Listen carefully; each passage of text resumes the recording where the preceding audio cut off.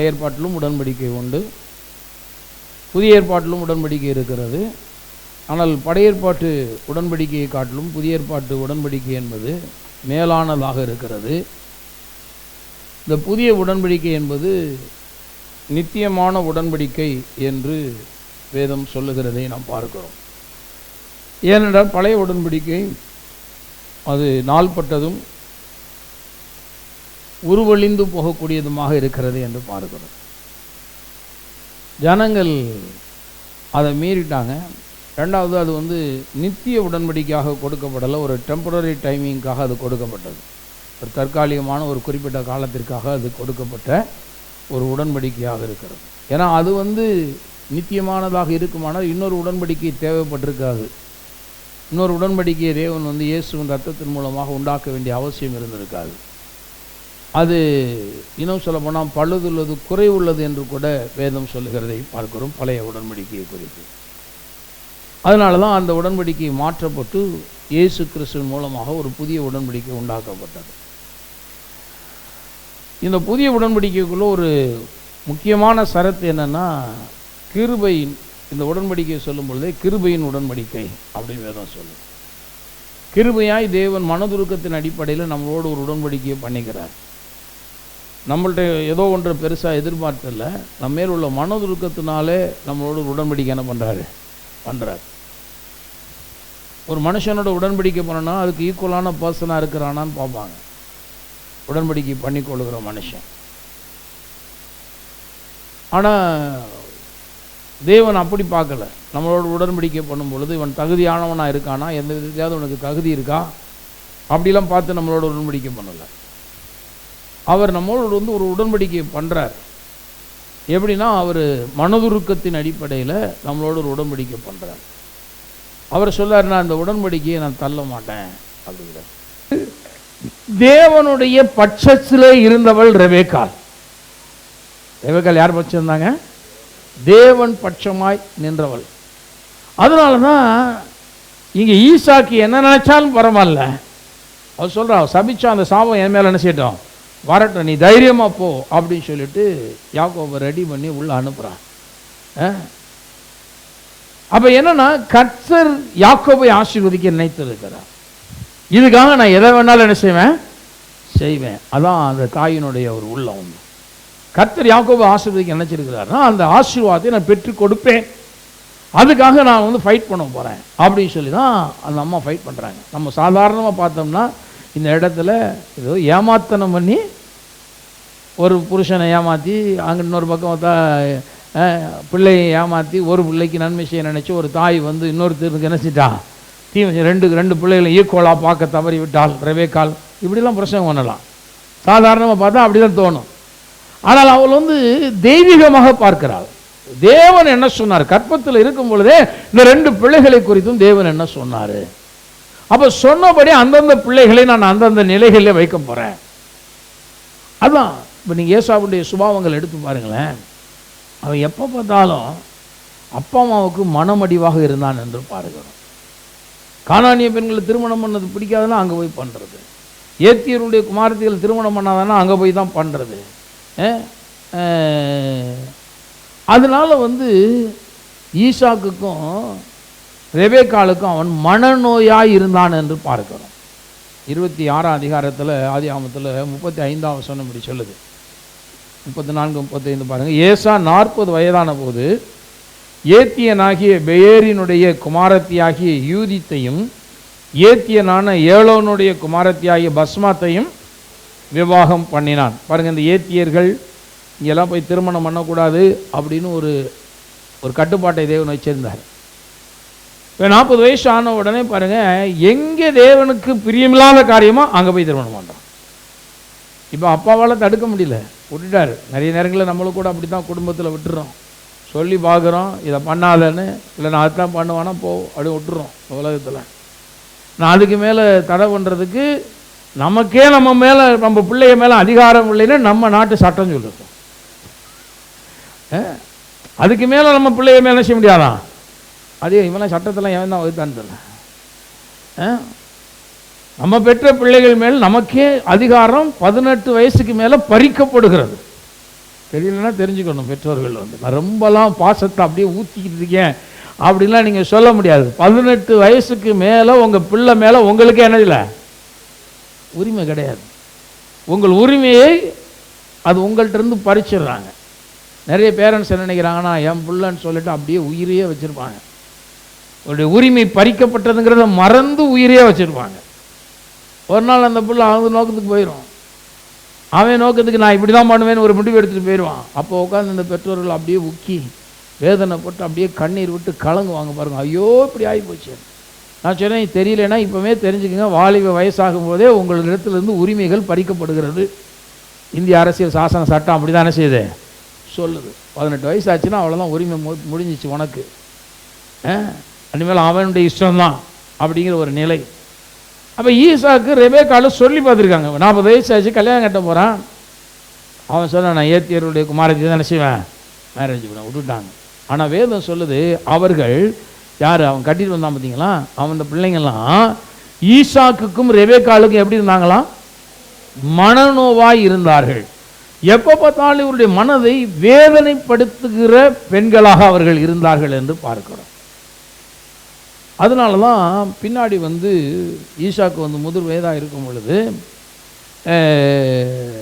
அவன் கூப்பிட்டு ஆசீர்வதிக்கணும்னு நினைக்கும் பொழுது இந்த மாதிரி சம்பவங்கள்லாம் நடக்குது. அதுக்கப்புறம் ரெபேக்கால் சொல்கிறார் பாருங்க, வாசிக்கலாம். ஆதியாகம புத்தகத்திலே 27 அதிகாரத்தில் 46. பின்பு ரெபேக்கால் ஈசாக்கை நோக்கி, ஏத்தின் குமாரத்திகள் நிமித்தம் என் உயிர் எனக்கு, இந்த அம்மாவுக்கு வாழலாமா சாகலாமாங்கிற அளவுக்கு ஆக்கிட்டாள். அவர் கண்டு வந்த மருமக்கமாறு இந்த மாமியாருக்கு அப்படி ஆக்கிட்டாங்க. அவங்க சொல்கிறாங்க, ரெபேக்கால் சொல்கிறாங்க, ஏத்தின் குமாரத்திகள் நிமித்தம் என் உயிர் எனக்கு வெறுப்பாக இருக்கிறது. இந்த தேசத்து பெண்களாகி ஏத்தின் குமாரத்திகளில் யாக்கோபு ஒரு பெண்ணை கொள்வானானால் என் உயிர் இருந்து, முடிவே பண்ணிட்டான். யாக்கோபு மட்டும் போய் மறுபடியும் ஏத்தின் குமாரத்திகளை மேரேஜ் பண்ணால் நான் என்ன பண்ணிடுவேன், சூசைட் பண்ணிடுவேன். யாரு, ரெபேக்கா. அவ்வளோ தூரம் அந்த குடும்பத்துக்குள்ளே அவ்வளோ பெரிய பாதிப்பு பாருங்கள். ஒரு மேரேஜ் ஒரு குடும்பத்தில் ரொம்ப பெரிய சந்தோஷத்தையும் கொண்டு வரும், மிகப்பெரிய பாதிப்பையும் என்ன செய்யும் அது கொண்டு வருகிறது. ஏன்னா சரியான ஒரு திருமணமாக நடந்துச்சுன்னா அது ஒரு பெரிய சந்தோஷத்தை அந்த குடும்பத்தில் என்ன செய்யுது கொண்டு வருது. சரியில்லாமல் போயிடுச்சு வச்சுக்கோங்களேன், அது மிகப்பெரிய ஒரு பாதிப்பை அந்த குடும்பத்துக்குள்ளே கொண்டு வந்துடுது. அதனால தான் வேதம் திருமண காரியங்கள்லாம் சொல்லும் பொழுது அது ஏதோ ஒன் டைம் ஈவெண்ட்டு கிடையாதுப்பா. ஏதோ ஒரு ட்ரெஸ்ஸை வாங்கணும், பிடிச்சா போட்டோம், இல்லை தூக்கி போட்டோன்னு போடுறதுக்கு, அல்ல ஒரு தொழிலை தெரிந்தெடுத்தோம், பிடிக்கலன்னா வேறு தொழில் போடணும், பண்ண முடியாது. மேரேஜை ரொம்ப கவனமான செய்யணும் பண்ணணும் அப்படின்னு சொல்லி இந்த வேதம் அதனால தான் நமக்கு ரொம்ப போதிக்குது. ரொம்ப நம்ம கவனமாக இருக்க வேண்டியது. சொல்கிறாங்க, ஏத்தின் குமாரத்தின் நிமித்தம் எனக்கு ரொம்ப வெறுப்பாக என்ன செய்யுது, என் உயிர் எனக்கு வெறுப்பாக இருக்குது சொன்னார். அப்படின்னா என்ன, வாழ்கிறதே எனக்கு என்ன செய்யலை பிடிக்கல, ஒரு நிமித்தம் நான் வாழ்கிறதே எனக்கு பிடிக்கல அப்படிங்கிறான். அதனால் சொல்கிறான், யாக்கோபும் ஒரு பெண்ணை ஏத்தின் குமாரத்திகளை கொள்வானாகில் என் உயிர் இருந்து ஆவதை, நான் இவரோட இருந்து என்ன பிரயோஜனம் அப்படின்னு சொல்கிறேன். ஏனென்றால் யாக்கோபு தேவனுடைய திட்டங்களை உடைய மனுஷனாக இருக்கிறான்.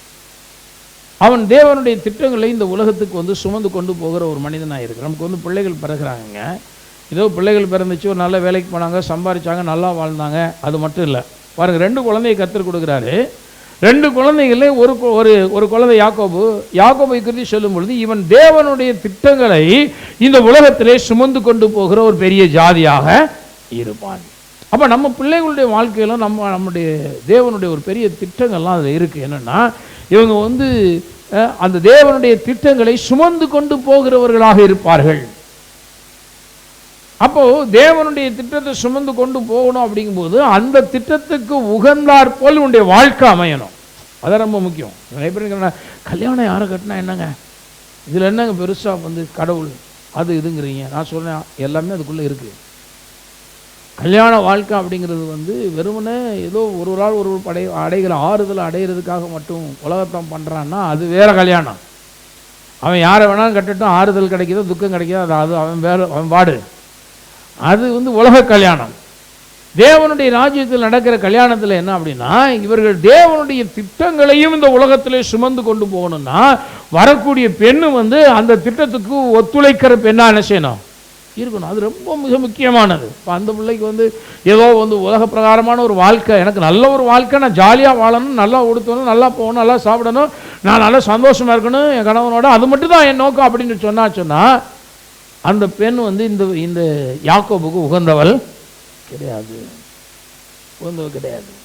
அதனால தான் அவங்க சொல்கிறாங்க, தேவனுடைய திட்டத்தை இந்த உலகத்திலே சுமந்து கொண்டு போக வேண்டும். ஆமாம், அந்த சுமந்து கொண்டு போகிறதுக்கு ஏற்ற மாதிரி உனக்கு ஒரு மேரேஜ் நடக்கணும். முதல்ல வெரி பேசிக்காக தேவன் பிடிக்காத ஒரு கோத்திரத்தில் போய் ஒரு சந்ததியில் போய் நீ பொண்ணு நினச்சிடாத, எடுத்துடாத. அதனால தான் அவன் 2 பேருமே சேர்ந்து பிளஸ் பண்ணி என்ன பண்ணுறாங்க, நீ தூர இடத்துல இருக்கிற என்னுடைய சகோதரனுடைய வீட்டுக்கு போ, அங்கே போய் இந்த பெண்கள் அப்படின்னு சொல்லி அவங்க அனுப்பி வைக்கிறதை பார்க்கிறோம். 28 அதிகாரத்தில் 1 வசனமாக ஈசாக்கு யாக்கோபை அழைத்து அவனை ஆசீர்வதித்து, நீ கானானியனுடைய குமாரத்திகளிலே பெண் கொள்ளாமல் எழுந்து புறப்பட்டு பதான் அராமில் இருக்கிற உன் தாயினுடைய தகப்பனாகிய பெத்துவேலுடைய வீட்டுக்கு போய் அவ்விடத்தில் உன் தாயின் சகோதரனாகிய லாபானின் குமாரத்திகளுக்குள் பெண் கொள் என்று அவனுக்கு கட்டளை இட்டான். சர்வ வல்லமையுள்ள தேவன் உன்னை ஆசீர்வதித்து, பாருங்க ஒரு வார்த்தை சொல்ல பாருங்க, சர்வ வல்லமை, ஆல்மைட்டி காட். இந்த சர்வ வல்லமையுள்ள தேவன் அப்படிங்கிற வார்த்தை பழைய ஏற்பாட்டில் ஆரம்ப காலங்களில் அதிகமாக பயன்படுத்தப்பட்ட ஒரு நாமமாக இருக்கு. சர்வ வல்லமையுள்ள தேவன், ஆல்மைட்டி. அது சொன்னால் இது எப்படி ஆகும், நான் போயிடுவேன்னா, இது வரைக்கும் யாக்கோபு அந்த ஊருக்கு போனதே கிடையாது, அவங்கள பார்த்தது கிடையாது, பேசுனது கிடையாது. இந்த காலத்தில் மாதிரி செல்ஃபோன்லாம் அந்த காலத்தில் கிடையாது, கடிதமும் கிடையாது. ஊரை விட்டு வந்தாச்சுன்னா அவ்வளோதான், ரொம்ப தூரம் பயணப்பட்டு தேசம் விட்டு தேசம் வந்துடுறாங்க, கம்யூனிகேஷனே இல்லை. இவன் தான் முதல் விஷயம் போகிறான். அப்போ நான் போயிடுவேனா, சரியாக ஆளை கண்டுபிடிச்சிடுவேனா, அங்கே அவங்க என்னை நம்பி பொண்ணு கொடுப்பாங்களா, நான் தான் ரெபெக்காளுடைய மகன் சொன்னால் என்னை ஏற்றுக்கொள்வாங்களா, எத்தனை குழம்பு இருக்கு பாருங்க. ஆனால் ஈசாக்கு சொல்கிறான், சர்வ வல்லமையுள்ள தேவனாகிய கர்த்தர் அவர் என்ன பண்ணுவார்னா, உன்னை ஆசீர்வதித்து நீ பல ஜன கூட்டமாகும்படி உன்னை பழுகவும் பெருகவும் பண்ணி, தேவன் ஆபிரகாமுக்கு கொடுத்தது நீ பரதேசியாய் தங்குகிறதுமான தேசத்தை நீ சுதந்திரித்து கொள்ளும்படி ஆபிரகாமுக்கு அருளின ஆசீர்வாதத்தை உனக்கும் உன் சந்ததிக்கும் அருளுவாராக என்று சொல்லி ஈசாக்கு யாக்கோபை அனுப்பிவிட்டான். அவனை பிளஸ் பண்ணி கடவுள் மேலே இருக்கிற நம்பிக்கையில் அனுப்புகிறான். இப்போ கடவுள் உன்னோடு இருந்து உன்னை ஆசீர்வதிப்பார், நீ உன்னுடைய கரெக்டான இடத்துல போய் சேருவ, ஆபிரகாமுக்கு சொல்லப்பட்ட ஆசீர்வாதமெல்லாம் உனக்கு உண்டாகும்படி தேவன் உன்னை ஆசீர்வதிப்பார், உன்னை பல ஜனக்கூட்டமாக மாற்றுவார், நீ பழுகவும் பெருகவும் பண்ணி உன்னை ஆசீர்வதிப்பார்னு சொல்லி ஆசீர்வதித்து அனுப்பிச்சி விட்டுறான். ஆகவே தேவனுடைய அந்த தெய்வீக திட்டத்தை ரெபெக்காள் தங்களுடைய வாழ்க்கையில் சரியாக நிறைவேற்றி முடிக்கிறதை பார்க்குறோம்.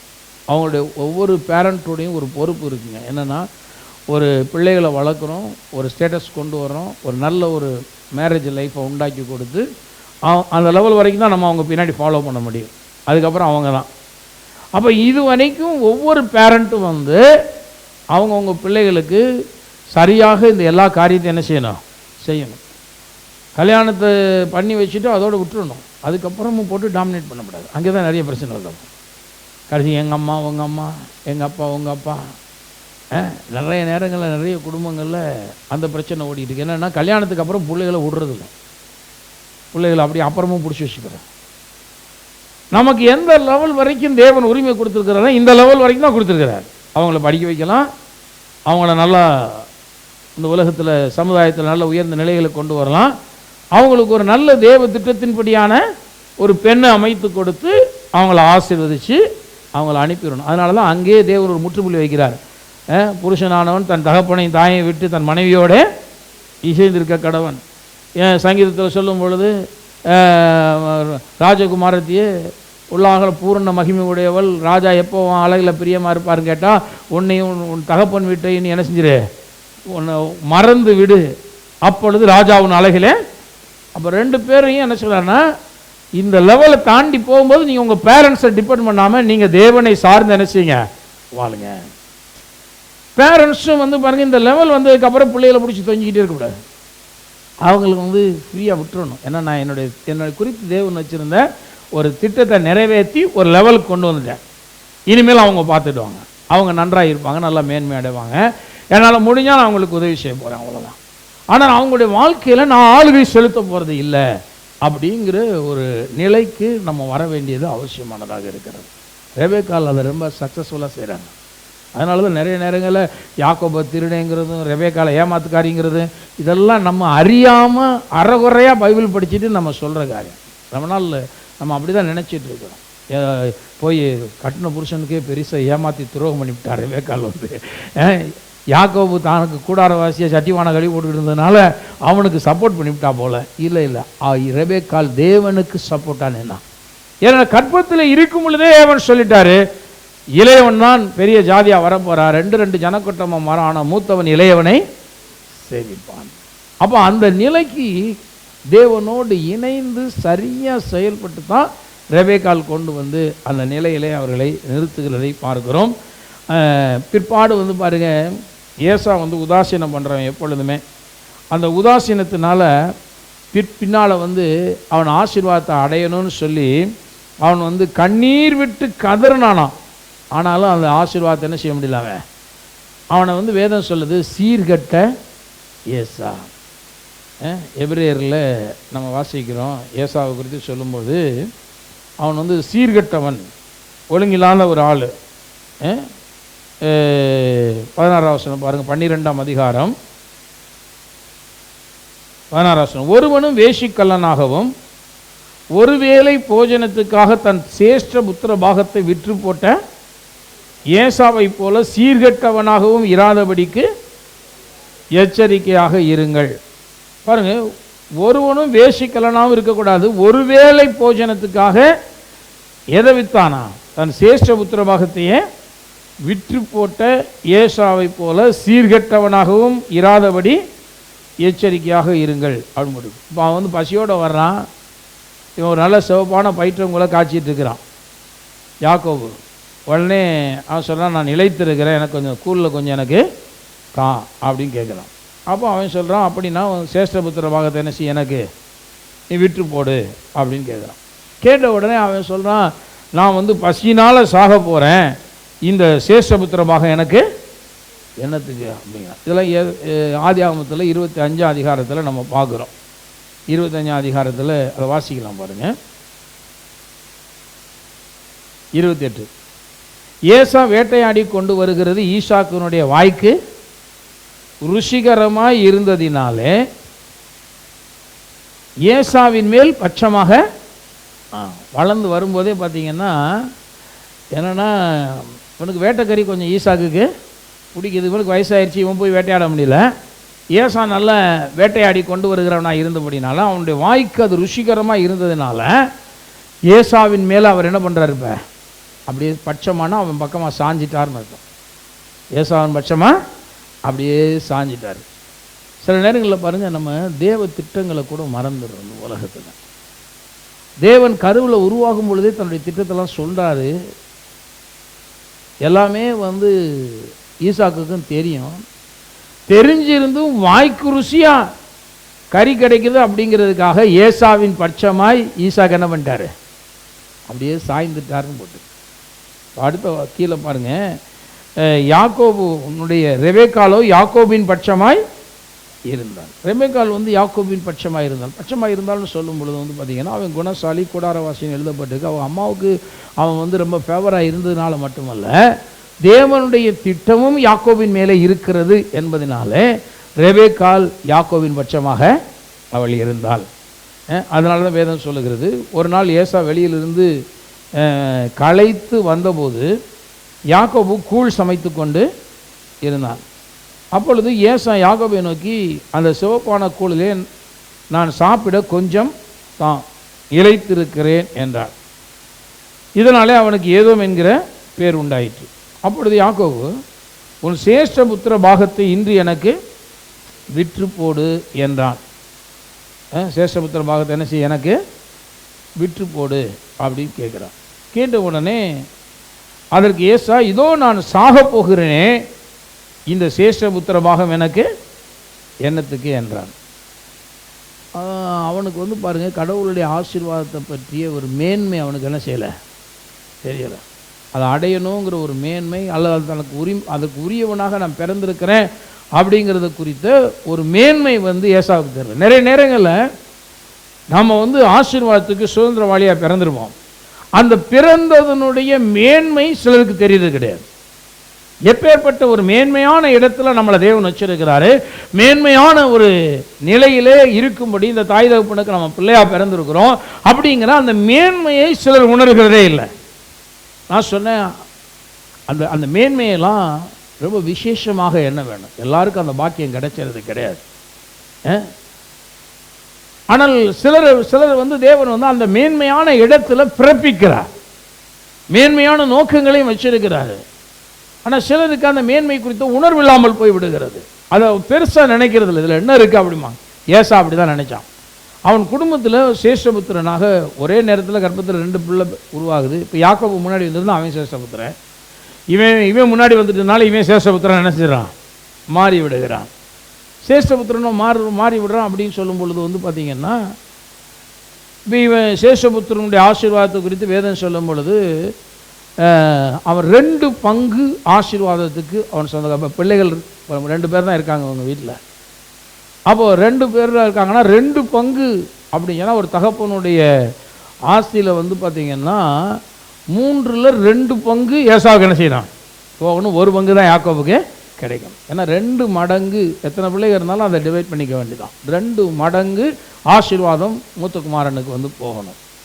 அது மாத்திரமல்ல, அவன் வந்து எப்படி அழைக்கப்படுவான் அப்படின்னு கேட்டால், தேவனுடைய நாமத்தினால் அழைக்கப்படும் பொழுது குடும்பத்தில் வந்து இவனுக்கு அடுத்து இவன் தான் சந்ததி அப்படி அழைக்கப்படுவான். ஒரு குடும்பத்தில் எவ்வளோ பேர் இருந்தாலும் ஒவ்வொரு குடும்பத்தை பற்றி அழைக்கும் பொழுது வந்து பார்த்திங்கன்னா ஒரு தகப்பனுடைய மூத்த குமாரனுடைய பேர்னால தான் அடுத்து அவங்களுடைய சந்ததி அழைக்கப்படும்.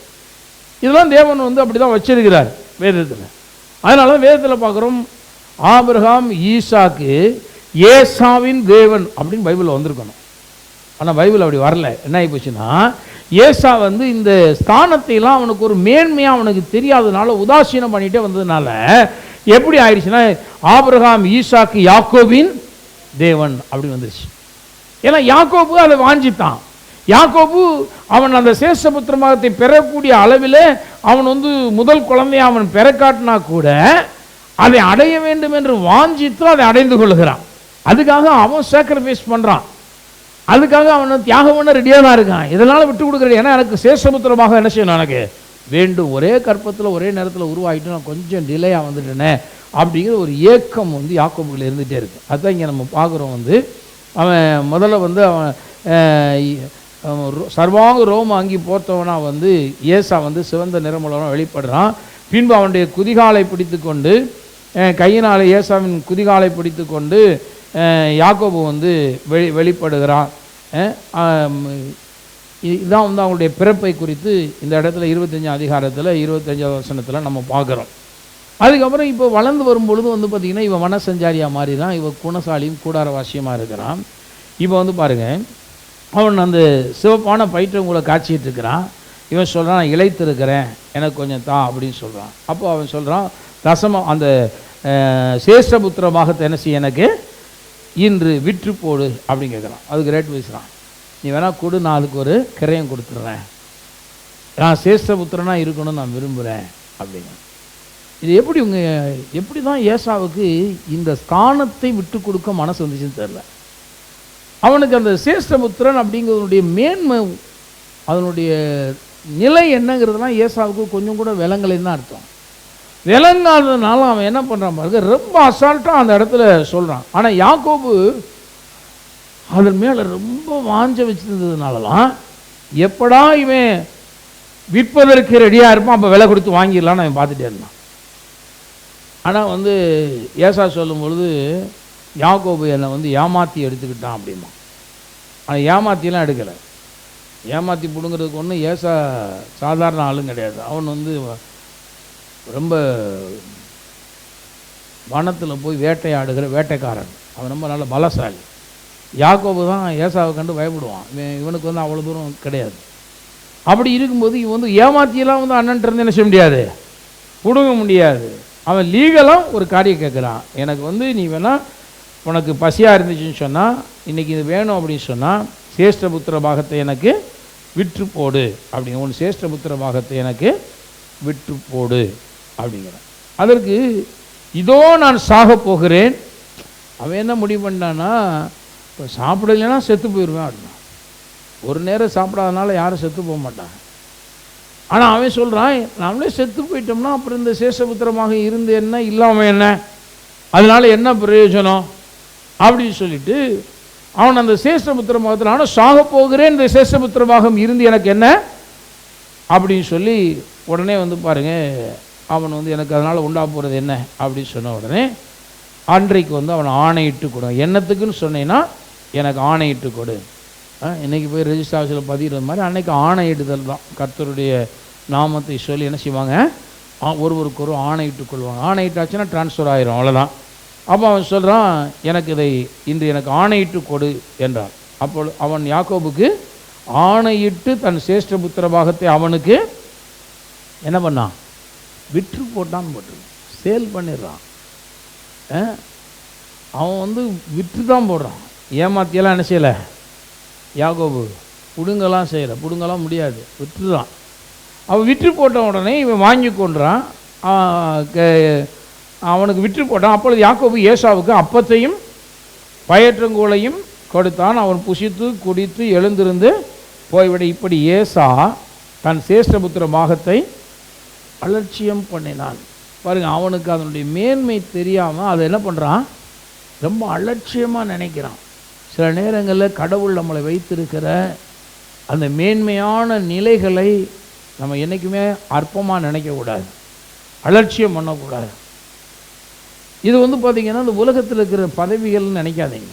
இப்போ நீங்கள் தேவனுடைய பிள்ளைகளாக இருந்தீங்கன்னாலும் வேதம் சொல்லுகிறது, உன்னதத்திலே தேவன் அவரோடு கூட உங்களை என்ன பண்ணியிருக்கிறாரு, உட்கார வைத்திருக்காரு. நீங்கள் எங்கே இருக்கீங்கன்னா இயேசுவோடு கூட நிகராக தேவனுடைய ராஜ்யத்தில் என்ன செய்யப்பட்டிருக்கீங்க. இது எது கொடுக்குன்னா, அந்த ரட்சிப்பின் மேன்மை தான் இதை கொண்டு வந்து கொடுக்குது. ரட்சிப்பு தான் கொடுக்குது. சிலர் வந்து சொல்லுவாங்க பாருங்கள், ரட்சிக்கப்பட்டு என்னங்க பிரயோஜனம், ஒன்றுமே கிடைக்கல. இவங்க என்ன எதிர்பார்த்துட்டு இருப்பாங்கன்னா, ஏதோ உலக பிரகாரமான ஒரு சுகத்தையோ ஒரு ஆசீர்வாதத்தையோ ஒரு படிப்பையோ ஒரு கல்யாணத்தையோ எதிர்பார்த்துருப்பாங்க. அது நடக்கலன்னொடனே பெரிய இவங்களுக்கு வந்து ஒரு பெரிய ஒரு வருத்தத்தின் அடிப்படையில் வந்து பார்த்திங்கன்னா, இந்த ரட்சிக்கப்பட்டு என்னங்க பிரயோஜனம், கோயிலுக்கு போய் என்னங்க பிரயோஜனம். அப்போ என்ன அர்த்தம்னா, இந்த ரட்சிப்புக்குள்ளே இருக்கக்கூடிய மேன்மை இன்னது என்பது அவங்களுக்கு என்ன செய்யலை, அந்த மேன்மை வந்து அவங்களுக்கு வழங்கலை. அந்த ரட்சிப்புக்குள்ளே இருக்கக்கூடிய மேன்மை எவ்வளவு பெரியது, எவ்வளோ பெரிய காரியத்தை தேவன் இதுக்குள்ளே வச்சிருக்கிறாரு. நான் உன்னதத்தில் அவரோடு கூட உட்கார வைக்கப்பட்டிருக்கிறேன், பிசாசும் அவருடைய துரைத்தனங்களும் என்னுடைய பாதங்களுக்கு கீழ்ப்படுத்தப்பட்டிருக்கிறது, அவருடைய நாமம் எனக்கு தரிப்பிக்கப்பட்டிருக்கிறது, எனக்கு நித்திய ஜீவன் உண்டாயிருக்கிறது. இதை பற்றி அறிவெல்லாம் இல்லாமல் ரட்சிக்கப்பட்டு என்ன பிரயோசனம் அப்படின்னு சொல்லி இந்த ரட்சிப்பை ரொம்ப உதாசீனமாக சிலர் பேசி விடுகிறதை பார்க்கிறோம். அப்போ என்னன்னா, அந்த மேன்மையை உணராமல் அலட்சியம் பண்ணுதல்.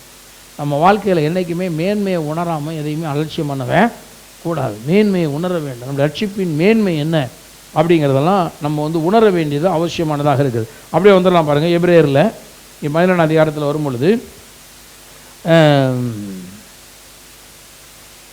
16ஆம் வசனம் சொல்லுகிறது, ஒருவனும் வேசிக்கலனாகவும் ஒருவேளை போஜனத்துக்காக தன் சேஷபுத்திர பாகத்தை விற்று போட்ட ஏசாவை போல சீர்கெட்டவனாகவும் இராதபடிக்கு எச்சரிக்கையாக ஒரு வார்னிங்கை இந்த வேதம் கொடுக்குது. என்னன்னு கேட்டால், நீங்கள் கொஞ்சம் எச்சரிக்கையாக கேர்ஃபுல்லாக இருக்கணும். என்ன அப்படின்னா, ஏசா வந்து ஒருவேளை போஜனத்துக்காக என்ன பண்ணிட்டான் அப்படின்னா, தன்னுடைய சேஷ்டபுத்திர பாகத்தை என்ன செஞ்சிட்டான், விற்று போட்டுப்பான். அது சேஷ்டபுத்திர பாகத்தை வந்து என்ன விலைக்கிரயத்துக்கு விற்றாங்கன்னு இல்லை. நம்ம நிறைய நேரங்களில் நினைக்கிறோம் வெறும் பயத்தங்கூழுக்காக மட்டும் விற்றுட்டான் அப்படின்னு. அதுவும் கிடையாது. நீங்கள் நல்லா புரிஞ்சுக்கணும். அவனுக்கு அந்த நேரத்தில் வந்து பயத்தங்கூழ் சாப்பாடு தேவைப்படுது. அவன் என்ன சொல்கிறான் யாக்கோபுனா, உன் சேஷபுத்திர பாகத்துக்கு விலையை சொல்லு, நான் அதை கொடுத்துட்றேன். இப்போ சேல் டீடு கம்ப்ளீட் ஆகிட்டா உனக்கு சாப்பாடையும் நான் தர்றேன். அதுதான் அவனுடைய பாயிண்ட். அவனுக்கு வந்து அவனுக்கு தேவை சாப்பாடு. இப்போ சரியான நேரம் பார்த்து விலை பேசுவாங்க பாருங்கள். பார்த்துருக்கீங்களா, அந்த உலகத்தில் சில விஷயங்களை எதிர்பார்த்துட்டே இருப்பாங்க. டைம் எப்போ வரும் அப்படி காத்துட்டே இருப்பாங்க. திடீர்னு வந்து ஒரு ஹாஸ்பிட்டலைஸ் ஆயிடுமா, பணம் அவசியம்னு சொல்லி வந்து கடன் கேட்பாங்க. சொல்லுவோம், உனக்கு பணம் வேணா இந்த இடத்த விற்றுரு, அது இன்னும் விலைக்கு விற்றுரு. இப்போ வந்து அவங்களுக்கு அவசியமாக ஒரு பணம் தேவைப்படுது, பணம் வேறு இடத்துல புரட்ட முடியல. அப்போ என்ன செய்ய வேண்டியிருக்குன்னா, நம்ம கேட்கிற விலைக்கு அவங்க என்ன பண்ணிடுறாங்க, அதை விட்டு விடுறாங்க. அவங்களுக்கு தேவை கொஞ்சமாக தான் இருக்கும், ஆனால் நம்ம ஒரு ஆதாயத்தை அதில் என்ன செய்கிறோம், அடைக்கிறோம் இல்லையா? இந்த உலகத்தில் நிறைய நேரங்களில் பார்க்கலாம். அப்போது இவனுக்கு இப்போ தேவை வந்து பசி, உணவு. அவன் சொல்கிறான், சேஷபுத்திர பாகத்துக்கு இப்போ விலையை பேசி அதுக்கு ஒரு அக்ரிமெண்ட் போட்டுருவோம். சேஷபுத்திர பாகத்தை வித்துட்டீங்கன்னா நான் அதையும் வாங்கிக்கிறேன், இப்போ சாப்பாடு உனக்கு என்ன செஞ்சிடறேன், கொடுத்துட்றேன்.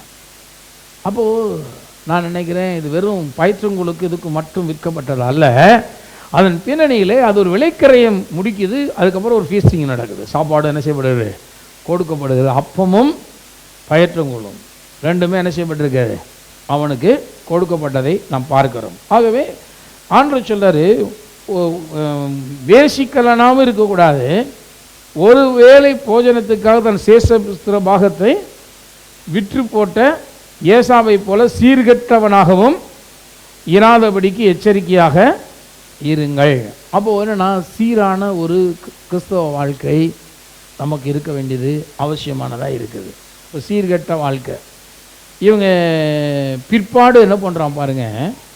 ஏனென்றால் பிற்பாடு அவன் ஆசீர்வாதத்தை சுதந்திரித்து கொள்ள விரும்பியும் ஆகாதவன் என்று தள்ளப்பட்டதை அறிவீர்கள். அவன் கண்ணீர் விட்டு கவலையோடே தேடியும் மனமாறுதலை காணாமல் போனான். பாருங்க, இவங்கெல்லாம் அந்த கிருபைகளை இழந்து போயிட்டு திரும்ப அந்த கிருபைகளை இவங்களால் அடைந்து கொள்ளவே முடியலை. ஆனால் இவங்கெல்லாம் உடன்படிக்கையின் மக்கள். இவங்கெல்லாம் ஏன்னா தேவன் ஆபிரகாம்கிட்டே சொல்லிடுறாலும் அந்த உடன்படிக்கைக்குள்ளே ஏசாவும் வந்துடுறார். ஆனால் அந்த உடன்படிக்கையின் ஆசீர்வாதங்களை இவங்கெல்லாம் இழந்து போயிட்டாங்க.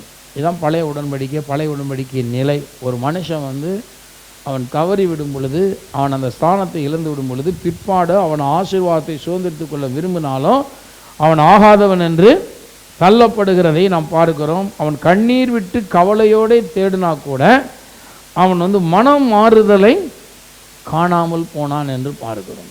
பாருங்களேன், இது என்னன்னா, இப்போ அவங்க அப்பாட்ட அழுகிறான் இல்லையா, என்னையும் ஆசீர்வதிங்க, இந்த ஒரு ஆசீர்வாதம் மாத்திரம்தான் உம்மிடத்தில் உண்டா அப்படின்னு சொல்லி அவன் தகப்பன்ட்ட போய் ரொம்ப அழுது அவன் வந்து கேட்குறான். எல்லாம் கேட்டுட்டு ஒரு ஆசீர்வாதத்தையா எனக்காக வைக்கலையா அப்படின்னு சொல்லி அவன் ரொம்ப சத்தம் போட்டு அவன் அழுகிறான். பாருங்கள், இதெல்லாம் ஆதியாகமம் 27ஆம் அதிகாரத்தில் 34ஆம் வசனம் சொல்லுகிறது. ஏசா தன் தகப்பனுடைய வார்த்தைகளை கேட்டவுடனே மிகவும் மனம் கசந்து உரக்க சத்தமிட்டு அலறி தன் தகப்பனை நோக்கி, என் தகப்பனே, என்னையும் ஆசீர்வதியும் என்றான். அதற்கு அவன், உன் சகோதரன் தந்திரமாய் வந்து உன்னுடைய ஆசீர்வாதத்தை பெற்றுக்கொண்டான் என்றான்.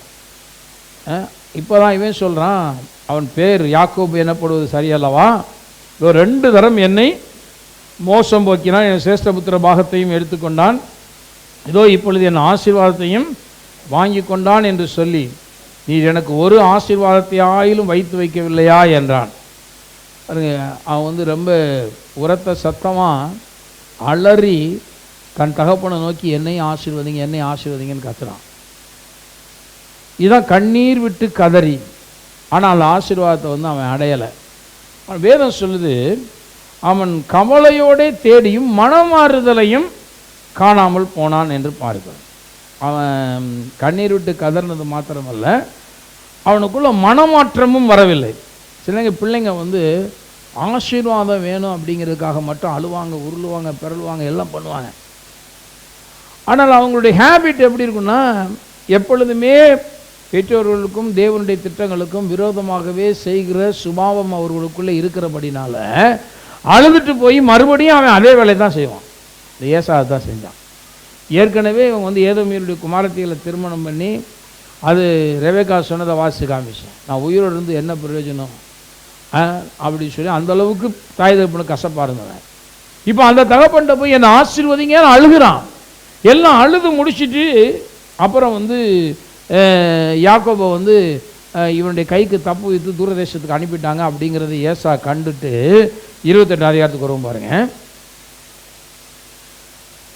8ஆம் வசனம், ஆதியாகமம் 28. கானானியருடைய குமாரத்திகள் தன் தகப்பனாகி ஈசாக்கின் பார்வைக்கு ஆகாதவர்கள் என்பதை ஏசா அறிந்திருந்ததினாலும். பாருங்க, இதெல்லாம் வந்து ஏசாவுக்கு வந்து ஈசாக்குக்கு பிடிக்காது என்பது ஏசாவுக்கு தெரியும். அறிந்திருந்ததுனால இப்போ என்ன பண்ணுறான் பாருங்க, ஏசா இஸ்மவேலிடத்திற்கு போய் தனக்கு முன்னிருந்த மனைவிகளும் அன்றி ஆபிரகாமுடைய குமாரனாகிய இஸ்மவேலின் குமாரத்தையும் நெபாயோத்தின் சகோதரியுமாகிய மகலாத்தையும் விவாகம் பண்ணினான். பாருங்க, யார்கிட்ட போய் எங்கே மேரேஜ் பண்ணால் பிடிக்காது அப்படின்னு சொல்லி அப்பா அம்மா சொல்கிறாங்களோ இவங்களுடைய உள்ளத்தை காயப்படுத்துவதற்காகவே மறுபடியும் அங்கே போய் என்ன பண்ணுறாங்க, இன்னும் சில பெண்கள் என்ன செய்யறான், தனக்கு மனைவியாக ஏசா மாற்றிக்கொள்ளுகிறான். அப்போ என்னன்னா, இவனுக்குள்ள ஏதாவது மனம் மாறுதல் இருந்துச்சா? சரி, ஆசீர்வாதம் தான் போச்சு, இந்த கர்த்தரை விட்டால் நம்ம தூரமாக போயிடக்கூடாது, இந்த தகப்பன் சொல்கிற மாதிரி இனிமேலாவது ஒழுங்கா நம்ம, யாக்கோபு தான் தூர தேசத்துக்கு போயிட்டானே, இங்கே இருக்கிற ஆஸ்தியெல்லாம் நமக்கு தான், சரி அப்பா அம்மா சொல்கிறத கேட்டு இனிமேலாவது ஒழுங்காக இருப்போம் அப்படி இருந்தானான்னு கேட்டால் கிடையாது. இப்போவும் மறுபடியும் அந்த தாய் தகப்பனுக்கு எது பிடிக்காதோ அந்த இடத்துல போய் பண்ணி இந்த அப்பா அம்மா மனசை நோகடிக்கணும். ஏற்கனவே 2 பேரும் ஜபம் பண்ணி பெற்ற பிள்ளைய 60 வயசு வரைக்கும் ஈசாக்குக்கு வந்து குழந்தை பிறக்கலை. அவன் தன் மனைவியாகி ரெபெக்காளுக்காக தேவனிடத்தில் என்ன பண்ணுறான், வேண்டிக் கொண்டான். கர்த்தர் வந்து அவளை கற்போதி ஆகும்படி அனுகிரகம் பாராட்டலான்னு போட்டுது, ஜபம் பண்ணி. இப்போ இந்த நித்திய உடன்படிக்கை அப்படின்னு சொல்லும் பொழுது இந்த உடன்படிக்கையுடைய சரத்துக்கள் என்னென்ன இருக்குது உள்ள அப்படிங்கிறது தான் இன்றைக்கி நம்ம கொஞ்சம் பார்க்க போகிறோம், முடிஞ்ச அளவு பார்ப்போம். இந்த நித்திய உடன்படிக்கைக்குள்ளே என்ன இருக்குது அப்படின்னு கேட்டால் ஒரு பெரிய நித்திய மகிழ்ச்சி இருக்கிறது. இப்போ நமக்கு தேவன் வந்து ஒரு மகிழ்ச்சியை கொடுக்குறாரே, இது வந்து டெம்பரரியானது கிடையாது, இது நித்தியமான ஒரு மகிழ்ச்சி அப்படின்னு சொல்லி வேதம் சொல்லுகிறதையும் பார்க்கிறோம். ஏசாயாவுக்கு புத்தகம் 51ஆம் அதிகாரத்தில் 11ஆம் வசனம் பாருங்கள். 10லேருந்து கூட வாசிக்கிறேன். மகா ஆழத்தின் தண்ணீர்களாகிய சமுத்திரத்தை வற்றி போக பண்ணினதும் மீட்கப்பட்டவர்கள் கடந்து போக கடலின் பள்ளங்களை வழியாக்கினதும் நீதான் அல்லவோ? அப்படியே கர்த்தரால் மீட்கப்பட்டவர்கள் ஆனந்த களிப்புடனே பாடி சீயோனுக்கு திரும்பி வருவார்கள். நித்திய மகிழ்ச்சி அவர்கள் தலையின் மேல் இருக்கும், சந்தோஷமும் மகிழ்ச்சியும் அடைவார்கள், சஞ்சலமும் தவிப்பும் ஓடிப்போகும். இது எப்படின்னா, பழைய ஏற்பாட்டில் இஸ்ரேல் ஜனங்கள் வந்து கடலை பிளந்து தேவன் வழி நடத்தினார் பார்த்தீங்களா, அடிமைத்தனத்திலேருந்து வெளியே கொண்டு போகும் பொழுது அவங்களுக்கு வழி இல்லை, சமுத்திரம் அவங்களை அடைச்சி போட்டிருக்கு, வனால் பின்னாடி பார்வோனுடைய சேனை துரத்தி கொண்டு வருகிறது. தேவன் என்ன பண்ணுறாருன்னா, அப்படியே சமுத்திரத்தை 2ஆ பிளந்து அற்புதமான ஒரு புதிய வழியை வந்து அவங்களுக்கு உண்டு பண்ணுறாரு. சமுத்திரம் அப்படியே பிளந்து வழிவிடுது, அவங்க உலர்ந்த கரை வழியாக சமுத்திரத்தை உருவ கடந்து போகிறாங்க. அதுதான் இந்த இடத்துல எழுதப்பட்டு கடலில் வந்து மீட்கப்பட்டவர்கள் கடந்து போவதற்காக. பாருங்கள், நாம் இந்த உலகத்தில் நம்மெல்லாம் யார்? மீட்கப்பட்ட ஜனங்கள் இல்லையா? நம்மளாம் யார்? மீட்கப்பட்ட ஜனங்கள். நம்ம நடந்து போகிறதுக்குன்னு ஒரு ஸ்பெஷல் வே இந்த உலகத்தில் இருக்குது. ஹல்லேலூயா.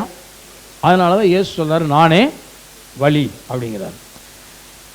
வழியே இல்லை அப்படின்னு நம்ம நினைக்கவே கூடாது. இந்த உலகத்தில் வந்து நமக்குன்னு தேவன் வந்து விசேஷமான வழிகளை வச்சிருக்கிறார். வழியே இல்லாட்டினாலும் எப்படி இஸ்ரேல் ஜனங்களுக்கு வழி இல்லாத இடத்துல வந்து கடலை பிளந்து வழியை உண்டாக்குனாரோ அதுபோல தேவன் நமக்கு வழி என்ன செய்வார்? உண்டாக்குவார். விசேஷமான வழிகள் நமக்கு இருக்கிறது அப்படிங்கிறத நம்ம எப்பொழுதுமே மனதில் வைத்துக் கொள்ள வேண்டும்.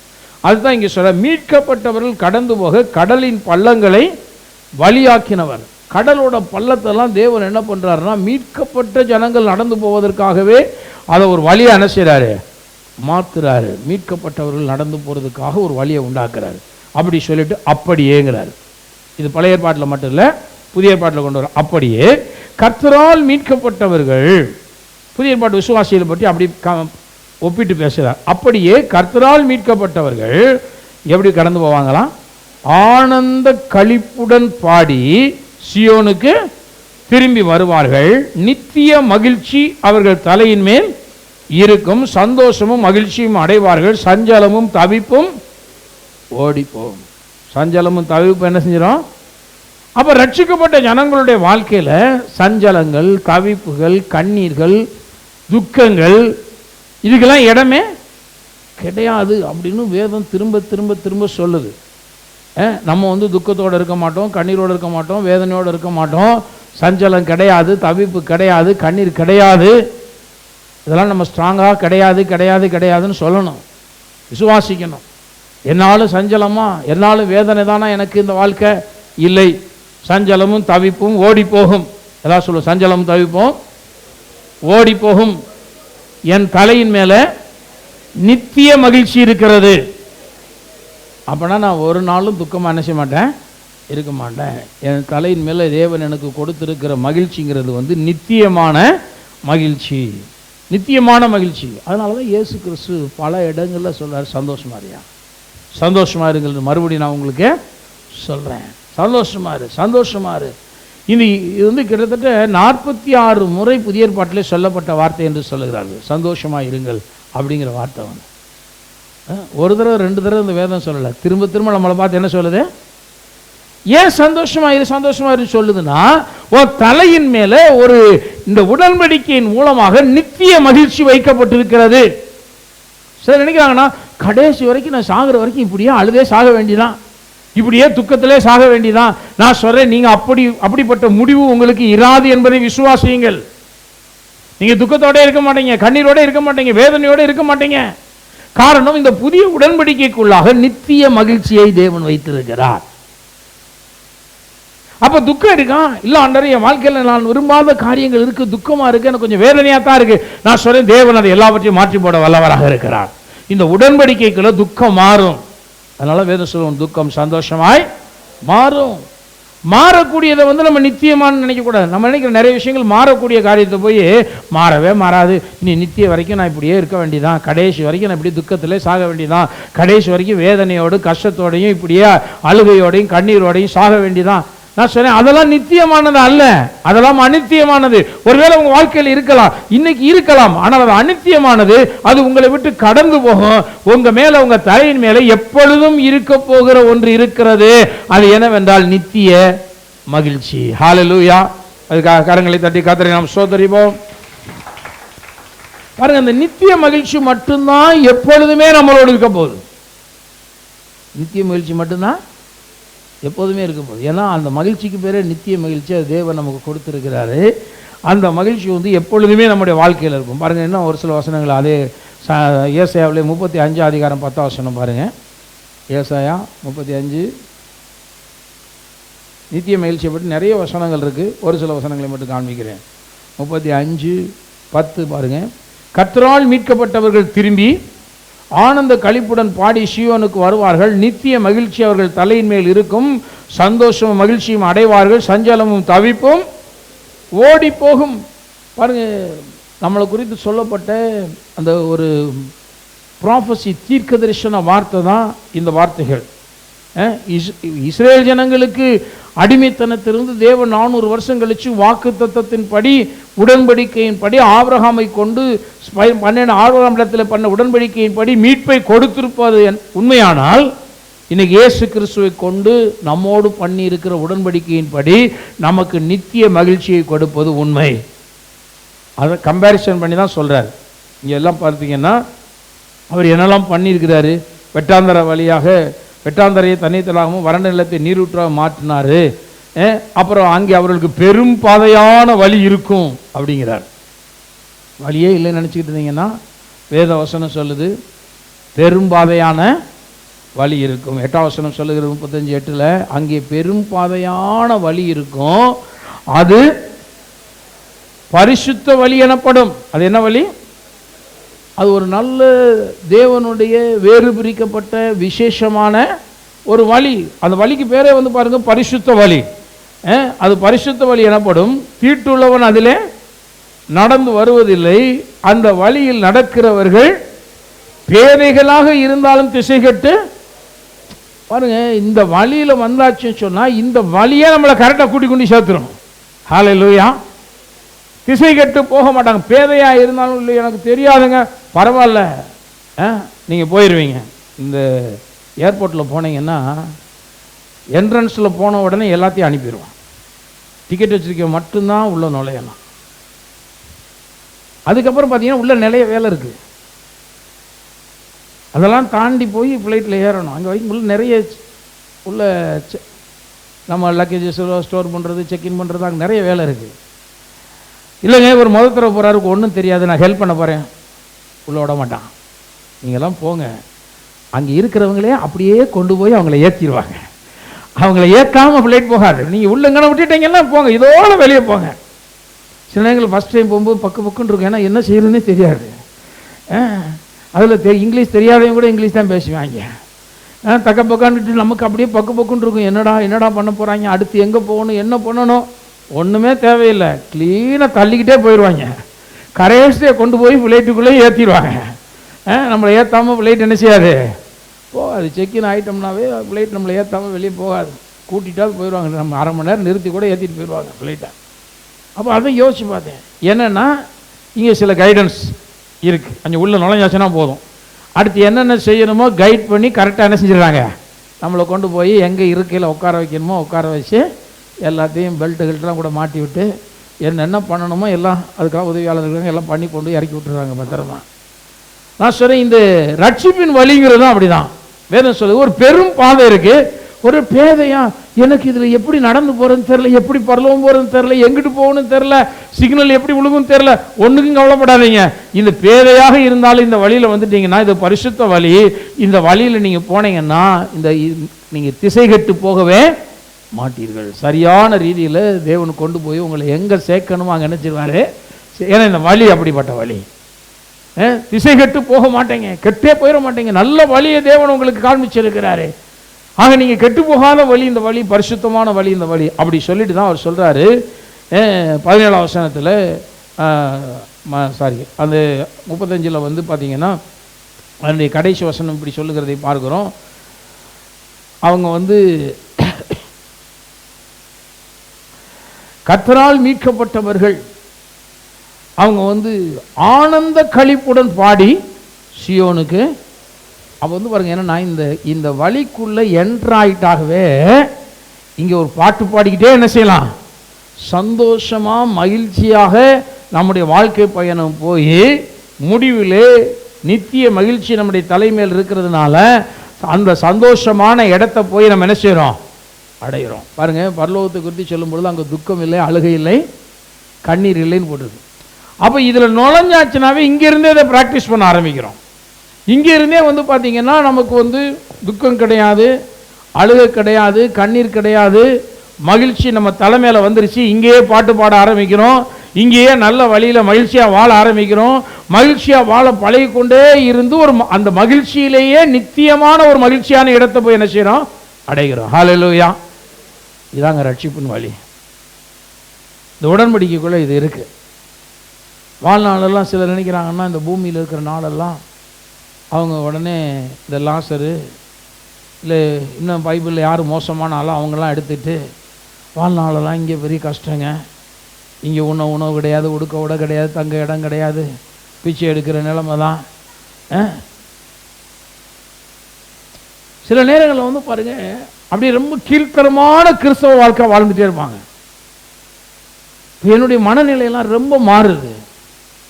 நான் நேற்று போய் ஒருத்தர் கார் பார்க்கிங்கில் காரை நிறுத்தினேன், அந்த லாட்ஜில் ஓடி வந்து ஒருத்தருக்காக திறந்து விட்டார். சொல்லிவிட்டு அவர் ஐயா தோத்துறையான்னாரு. அப்புறம் சொன்னார், நான் ஒரு கிறிஸ்தவ விசுவாசின்னாரு. என்னுடைய உள்ளம் அவரை பார்க்கும் பொழுது வேறு விதமாக சிந்தித்தது. நீ எதுக்கு இங்கே வந்து இப்படி வாட்ச்மேன் வேலை பார்த்துட்டு இப்படி எதுக்கிட்டு வரணும், நீ தேவனுடைய ஒரு பிள்ளையாக இருக்கிறாய் என்ற வெளிச்சம் உனக்கு இருக்குமானால் நீ வந்து இந்த நிலையில் நீ இருக்க மாட்டாய். என் மனசு அந்த மனிதனை பார்க்கும் பொழுது அப்படிதான் சொல்லுது. ரட்சிக்கப்பட்டவன், பரிசுத்தவன், ஏன் இவன் வந்து இவ்வளவு ஒரு சின்ன ஒரு வேலையில், ஒரு கடினமான ஒரு வேலையில் இவன் எதுக்கு இப்படி இருக்கணும்? நான் சொல்லுகிறேன், மகிழ்ச்சியான நல்ல வேலைகளை தேவன் உங்களுக்கு வைத்திருக்கிறார். இந்த உலகத்தில் நல்ல நிலைகளை தேவன் வைத்திருக்கிறார். நீங்கள் கீழான நிலையில் இருந்துட்டு தோத்துறையா நான் எப்படியோ அன்றாட எனக்கு கஞ்சி கிடைக்குது, அன்றாட வாழ்க்கை ஓடுது, இல்லை. நீங்கள் அப்படிப்பட்ட நிலைகளில் இருக்கும்படி உங்களுடைய கிறிஸ்தவ வாழ்வு இருக்க வேண்டும் தேவனுடைய திட்டம் இல்லை என்பதை முதலாவது தெரிந்து கொள்ளுங்கள். முதல்ல இந்த மைண்ட் செட்டுக்கு வரணும். சில நான் போதும் என்ற மனதுடனே கூடிய தேவ பக்தியை மிகுந்த ஆதாயம் போட்டிருக்கு, ஏதோ போதும், நான் உயிரோடு இருக்கிறதே போதும், எனக்கு இந்த குடிசையே போதும், எனக்கு இந்த கிழிஞ்ச துணியே போதும். நான் சொல்கிறேன், அதில் இருந்துக்கிட்டு நீங்கள் என்ன மகிழ்ச்சியாக இருந்துருவீங்க? யாராவது நல்லா உடுத்துனா உங்களுக்கு அப்புறம் பிடிக்காது, யாராவது போட்டிருந்தா உங்களுக்கு பிடிக்காது. இதான் நடக்கும். சிலருடைய பார்வையெல்லாம் வந்து பார்த்தீங்கன்னா, அடுத்தவங்களுடைய இதெல்லாம் வந்து பார்த்தீங்கன்னா அவங்களுக்கு குற்றமாக தெரியும். ஏன் அப்படின்னு கேட்டால், அவங்களால அந்த சந்தோஷத்தை என்ன செய்ய முடியல, அடைய முடியல. அவங்க அந்த சந்தோஷமான நிலையில இல்லை. ஆனால் வேதம் சொல்லுகிறது, இந்த உடன்படிக்கைக்குள்ளே தேவன் நித்திய மகிழ்ச்சியை வைத்திருக்கிறார். இதுக்குள்ள ஒரு பெரிய சந்தோஷம் இருக்கு. அப்போ கிறிஸ்தவ வாழ்க்கை என்பது ஒரு சந்தோஷமான பெரும் பாதை, பரிசுத்தமான வழி. அந்த வழியில நான் மகிழ்ச்சியோடு என்னுடைய பயணத்தை என்ன செய்யறேன், துவங்குகிறேன். இதாங்க ரட்சிப்பு. தெரியலன்னா தெரிஞ்சுக்கங்க. ரட்சிப்பின் ஆரம்பம் என்பதே அப்படிதான் இருக்கு. ஒரு பெரும் பாதை இருக்கு. எனக்கு வழி ரொம்ப நெருக்கம் இடுக்கம். நான் சொன்னேன், இல்லை, ஒரு பெரிய பாதையை தேவன் எனக்கு வைத்திருக்கிறார். ஒரு பெரும் பாதை எனக்கு இருக்கிறது. அந்த பாதை எப்படி இருக்குன்னு கேட்டா, அது பரிசுத்தமான வழி, அது எனக்குன்னே விசேஷமான பாதை. அதனாலதான் வேதம் சொல்லுது, தீட்டுள்ளவன் அதில் நடந்து வருவதில்லை. இது கண்டால் வர்ற பாதை கிடையாது, எல்லாரும் போற பாதை ஏன் பாதை கிடையாது. இது எனக்குன்னு ஒரு ஸ்பெஷல் வே, ஒரு விசேஷமான ஒரு வழி. பாருங்க, நீங்க கடவுளை நம்பி போங்க, கடவுள் இந்த வழி நடத்துறதெல்லாம் நீங்க பார்க்க முடியும். ரொம்ப அப்படியே அந்த விசேஷமா கடவுள் உங்களோடு கூட இருந்து நடத்துறதையும் நீங்கள் சந்தோஷப்பட வைக்கிறதையும் நீங்க பார்க்க முடியும். அந்த பெரிய பாதையை தேவன் நமக்கு வச்சிருக்கிறார். அதுதான் இங்க வேதம் சொல்லுது, வந்து தீட்டுள்ளவன் அதில் நடந்து வருவதில்லை, அதில் அந்த வழியில் நடந்து போகிறவர்கள் பேதையாய் இருந்தாலும் திசை கெட்டே போக மாட்டான். இந்த வழி சந்தோஷமான வழி.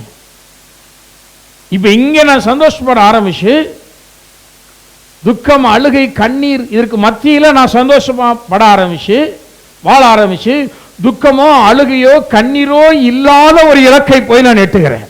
ஹல்லேலூயா.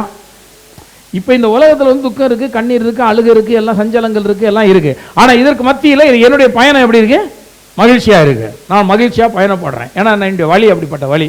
எல்லாரும் போற வழி இல்லை என் வழி, என் வழி சந்தோஷம். ஆனா இந்த வழியில நடந்து போய் போய் இதனுடைய எண்டு எப்படி இருக்குன்னு கேட்டா, அங்க துக்கமே கிடையாது, அழுகையே கிடையாது, கண்ணீரே இல்லாத ஒரு நித்திய வாழ்வு. அதான் தேவனுடைய நகரம். மகா மகிழ்ச்சியான ஒரு நகரத்தை போய் நான் என்ன செய்றேன், அங்க அடைஞ்சிடுறேன். அப்போ ஆனந்த களிப்புடன் பாடி போவாங்கன்னு போட்டிருக்கு. சும்மாலாம் போக மாட்டாங்க. எப்படி போவாங்க, அவங்க வந்து மீட்கப்பட்டவர்கள் திரும்பி ஆனந்த களிப்புடன் பாடி சீயோனுக்கு வருவார்கள்.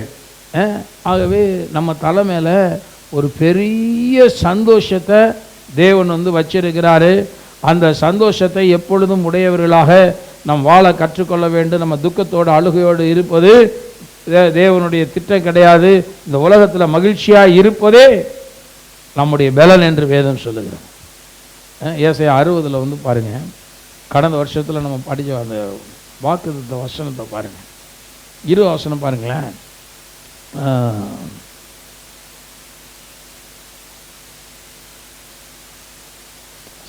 அதுக்கு முன்னாடி 61 வாசிப்போம். 61ல் ஒரு வசனத்தை வாசிக்கலாம் பாருங்க. 7 வசனம், 61:7. உங்கள் துக்கத்துக்கு பதிலாக இரட்டத்தனையாய் பலன் வரும், லட்சைக்கு பதிலாக தங்கள் மாகத்திலே சந்தோஷப்படுவார்கள், அது நிமித்தம் தங்கள் தேசத்தில் இரட்டிப்பான சுதந்திரம் அடைவார்கள். வாசிங்க, நித்திய மகிழ்ச்சி அவர்களுக்கு உண்டாகும். மகிழ்ச்சி எப்போ உண்டாகும்? ஒண்ணுமே இல்லாமல் இருக்கும்போது மகிழ்ச்சி உண்டாகுமா? இல்லை. பாருங்களேன், இந்த உலகத்தில் நம்ம மகிழ்ந்திருக்கணும்னா ஏதாவது இருக்கணும். ஆவிக்குரிய மகிழ்ச்சின்னு ஒன்று இருக்குது, அது வேற. ஏன்னா இந்த உலகத்தில் ஏதாவது நமக்கு உண்டாயிருந்தால் ஒரு பெரிய சந்தோஷம் நமக்கு இருக்கு இல்லையா? ஒருத்தர் கூட உடையே இல்லை, லாசர் மாதிரி இருக்கேன் அப்படின்னு சொன்னால் நமக்கு சந்தோஷமாக இருக்க முடியாது. அதெல்லாம் ரொம்ப கஷ்டமானது. தேவையோடு இருக்கும் பொழுது, தேவைகள் இருக்கும் பொழுது நம்மளால் சந்தோஷமாக இருக்க முடியாது. அழாமல் இருக்க கூட ட்ரை பண்ணுவோம், ஆனால் சந்தோஷமாக இருக்க முடியாது. ஆனால் இங்கே வேதம் சொல்லுது, உங்களுக்கு வெட்கத்துக்கு பதிலாக ரெண்டத்தனையான பலன் வரும், லட்சைக்கு பதிலாக தங்கள் பாகத்தில் சந்தோஷப்படுவார்கள், அது நிமித்தம் தங்கள் தேசத்திலே இரட்டிப்பான சுதந்திரம் அடைவார்கள். பாருங்கள், எல்லா ஆசீர்வாதங்களும் ரெட்டிப்பாய் எப்படி வரும் அப்படிங்கிற பற்றி இந்த வேதம் பேசுது. ரெட்டிப்பான ஆசீர்வாதங்கள், இழந்து போன வருடங்களுக்கு இணையான ஆசீர்வாதங்கள், இப்படிலாம் வசனம் வந்து சொல்லுது. ஓய்வு ஆண்டுன்னு சொன்னால் அதுக்கு முந்தின ஆண்டுலேயே ரெட்டத்தனையான ஆசீர்வாதங்கள், ஓய்வு நாளுக்கு முந்தின நாளில் 2 மடங்கு ஆசீர்வாதம். இதெல்லாம் நம்ம வேதத்தில் பார்க்குறோம். இதெல்லாம் வரும் பொழுது வேதம் சொல்லுகிறது, அவங்க வந்து நித்திய மகிழ்ச்சியை வந்து அவங்க நல்ல சந்தோஷப்படைவாங்களாம், நித்திய மகிழ்ச்சி அவர்களுக்கு உண்டாகும். அப்போ உடன்படிக்கைக்குள்ள நம்ம எப்போது சந்தோஷமாக இருக்கிறதுக்கு வேண்டிய எல்லா ஆசீர்வாதங்களையும் தேவன் இந்த உடன்படிக்கைக்குள்ள வச்சிருக்கிறாரு. அப்போ இந்த உடன்படிக்கைக்குள்ள நம்ம வாழும் பொழுது மகிழ்ச்சி கன்ஃபார்மாக நிச்சயமாகவே நமக்கு உண்டு. துக்கம் என்பது இந்த உடன்படிக்கைக்குள்ள கிடையவே கிடையாது. தேவன் மகிழ்ச்சியை நமக்கு ஒரு புதிய உடன்படிக்கையாக மாற்றி அவர் கொடுத்திருக்கிறாரு. மகிழ்ச்சியை நமக்கு உடன்படிக்கையாக மாற்றி கொடுத்திருக்கிறார். அப்போ இந்த புதிய உடன்படிக்கைக்குள்ள நமக்கு ஒரு பெரிய மகிழ்ச்சி காத்து கொண்டிருக்கிறது. நம்மளை வந்து நித்தமும் அவர் மகிழ்ந்திருக்க பண்ணுகிற தேவனாக இருக்கிறார். இன்னும் ஒரே ஒரு வசனத்தை வாசிக்கலாம் பாருங்கள். இப்போ வருவோம் ஏசாயா 60 19-20 வசனங்களை வாசிக்கலாம். இனி சூரியன் உனக்கு பகலிலே வெளிச்சமாயிராமல், சந்திரன் தன் வெளிச்சத்தால் உனக்கு பிரகாசியாமலும், கர்த்தரே உனக்கு நித்திய வெளிச்சமும் உன் தேவனே உனக்கு மகிமையுமாய் இருப்பார். இங்கே வந்து பாருங்கள், நித்திய சந்தோஷத்தை சொன்னேன், மகிழ்ச்சி பற்றி சொன்னேன். இப்போ நித்திய வெளிச்சம், நித்திய வெளிச்சம் அப்படிங்கிற ஒரு வார்த்தையை பார்க்குறோம். நித்திய வெளிச்சம் அப்படின்னா என்ன அர்த்தம்னா, திரும்ப வந்து அந்த நம்முடைய வாழ்க்கையில் இருள் என்பதே வர முடியாது. ஏங்க, நிரந்தரமாக நம்முடைய வாழ்க்கையில் ஒரு ஒளி வந்துருச்சுன்னு சொன்னால் இருள் என்ன செய்ய முடியாது, இருக்கவே முடியாது. நிரந்தரமாக பெர்மனெண்ட்டாக ஒரு வெளிச்சத்தை தேவன் நம்முடைய வாழ்க்கையில் வந்து அவர் கொடுக்க வல்லவராக இருக்கிறார். அதனால் அந்த வெளிச்சம் வந்த உடனே வந்து பார்த்திங்கன்னா, இனிமேல் நம்ம வாழ்க்கையில் இருள் என்பது வருமா அப்படின்னு நீங்கள் நினைக்க வேண்டியதே இல்லை. இந்த உடன்படிக்கைக்குள்ளே வாழ்கிறேன், என் வாழ்க்கையில் வெளிச்சம் ஆரம்பமாயிருச்சு, இனிமேல் எப்பொழுதுமே வெளிச்சம்தான். அதுதான் இந்த வசனம் சொல்லுது. கர்த்தர் வந்து, அதாவது இப்போ சூரியனுடைய வெளிச்சத்தை சொல்கிறாங்க.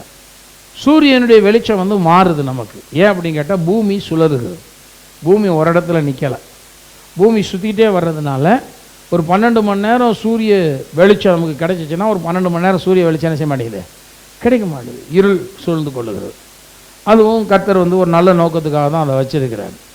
ஆனால் கர்த்தர் இந்த உலகத்தில் வரும் பொழுது இந்த சூரியனோ சந்திரனோ அந்த வெளிச்சத்தினால நம்ம வெளிச்சம் அடைய போகிறது கிடையாது.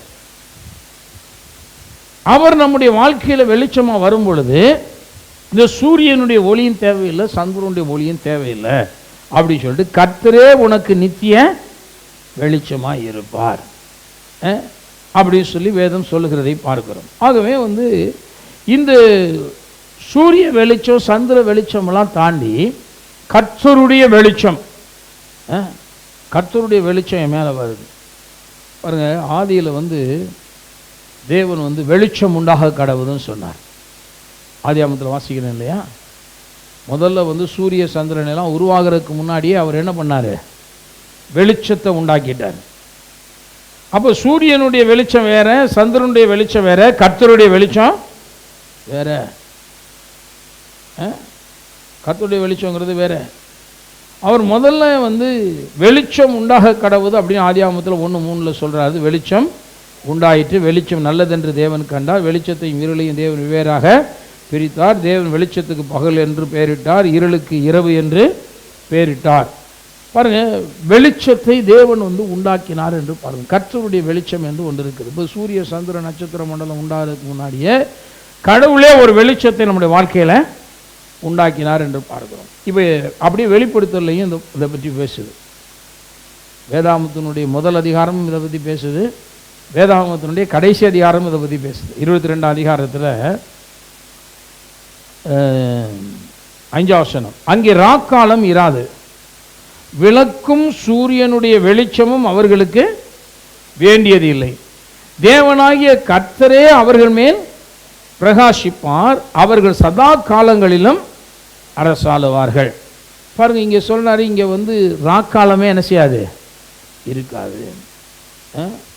நம்ம இரவே பார்க்க முடியாதான், இரவை காணாத ஜனங்கள். அல்லேலூயா. இருளையே பார்க்க மாட்டோம்.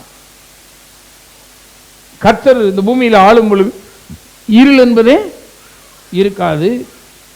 சூரியனுடைய வெளிச்சம் நமக்கு, விளக்கினுடைய வெளிச்சம் தேவைப்படாது.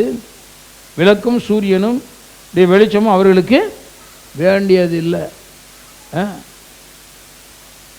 இன்னைக்கு உலகத்தை சொல்ல உன் தயவெல்லாம் ஒன்று எனக்கு வேண்டியது இல்லைப்போ அப்படிமா சில. அது மாதிரி நம்ம சூரியனை பார்த்து பேசுகிற நாளெல்லாம் இருக்கும் போல். உன் வெளிச்சம்லாம் எனக்கு தேவையில்லை, எனக்கு கர்த்தர் போதும், எனக்கு கர்த்தருடைய வெளிச்சம் எனக்கே போதும். விளக்கெல்லாம் ஒன்றும் தேவையில்லை, எனக்கு கர்த்தரே விளக்கா இருக்கிறார். வேதம் ரொம்ப அழகா சொல்லுது, தேவனாகிய கர்த்தரே அவர்கள் மேல் பிரகாசிப்பார், அவர்கள் சதா காலங்களிலும் அரசாளுவார்கள். அதைத்தான் இங்கே தீர்க்கதரிசனமாக ஏசாயா 60 சொல்லப்பட்டிருக்கிறதை பார்க்கிறோம். கர்த்தரே உனக்கு நித்திய வெளிச்சமாய் இருப்பார், உன் தேவனே உனக்கு மகிமையாயும் இருப்பார், உன் சூரியனை நீ அஸ்தமிப்பதும் இல்லை, உன் சந்திரன் மறைவதும் இல்லை, கர்த்தரே உனக்கு நித்திய வெளிச்சமாய் இருப்பார், உன் துக்க நாட்கள் முடிந்து போகும். பாருங்க, இன்னைக்கு சில நேரங்களில் பாருங்க, அப்படி இருள் சூழ்ந்து கொள்வது மாதிரி நிறைய பேரோட வாழ்க்கையில் துக்கம் அவங்களை அப்படியே சூழ்ந்து கொள்ளும். அப்படியே துக்கத்துக்குள்ளே கிடப்பாங்க, துக்கம் அவங்களை மூடிக்கொள்ளும். துக்கத்தால் நிறைந்த ஒரு வாழ்க்கை. நான் சொல்ல, கர்த்தர் உங்கள் மேல் வெளிச்சமாய் வரும் பொழுது துக்கம் என்ற இந்த இருளெல்லாம் உங்கள் வாழ்க்கையில் இருக்கவே இருக்காது. துக்கமெல்லாம் மறையும். நீங்கள் நினைக்கலாம், ரொம்ப நாள் என்னுடைய வாழ்க்கையில் இந்த துக்கம் மாறாது போல தெரியுது, ரொம்ப துக்கம். நான் சொல்கிறேன், கர்த்தர் உங்கள் வாழ்வில் கொண்டு வாங்க. அவர் வெளிச்சம். நீங்கள் புதிய உடன்படிக்கையின் மக்கள். இந்த உடன்படிக்கைக்குள்ள துக்கம் என்ற இருள் இல்லை அப்படிங்கிற வெளிச்சத்தை நீங்கள் அடைஞ்சிங்கன்னா, நீங்கள் அதை விசுவாசிச்சிங்கன்னா துக்கம் எல்லாம் மறைந்து போகும். இந்த உடன்படிக்கையில் என்ன இருக்குன்னு தெரியாமல் தான் நம்ம நிறைய நேரங்களில் வாழ்ந்துட்டு இருக்கிறோம். இந்த உடன்படிக்கைகளில் என்ன இருக்குன்னு தெரிஞ்சால் உரிமையோடு நம்ம கர்த்தர்கிட்ட கேட்க ஆரம்பிப்போம். என் வாழ்க்கையில் துக்கத்துக்கும் இந்த உடன்படிக்கையும் சம்மந்தம் கிடையாது, துக்கம் என்ற இருள் இருக்காதுன்னு என் வாழ்க்கையில் இந்த உடன்படிக்கை சொல்லுது. நான் இந்த உடன்படிக்கையை விசுவாசிக்கிறேன். என் வாழ்க்கையில் துக்கம் இருக்கவே கூடாது. கிளைம் பண்ணுங்க. தேவன் இது நித்திய உடன்படிக்கையாக நமக்கு கொடுத்துருக்கிறார். ஸ்ட்ராங்காக கேட்கலாம். நம்ம ரொம்ப இல்லைங்க, அழுகையும் கண்ணீரும் தான் இருக்குது, இல்லை, மகிழ்ச்சி தான் என் பங்கு என்று இந்த வேதம் சொல்லுது, இந்த உடன்படிக்கை சொல்லுது. அதுவும் இது என்றென்றைக்கும் இருக்கிற நித்திய மகிழ்ச்சின்னு போட்டுருக்கு. கொஞ்ச நேரம் சந்தோஷமாக இருந்து கொஞ்ச நேரம் துக்கத்தோடு இருப்பது அல்ல, நித்திய மகிழ்ச்சின்னு வேதம் சொல்லுது. அவ எனக்கு அந்த பெரிய மகிழ்ச்சி எப்பொழுதும் உண்டாயிருக்கும்படி செய்யுங்க. அந்த உடன்படிக்கையின்படி நான் கேட்குறேன். கேட்டு பாருங்கள், தேவன் உடன்படிக்கையில் மாறாதவர். அந்த உடன்படிக்கையின்படியே உங்களை ஆசீர்வதிப்பார். ஜெபிப்போம்.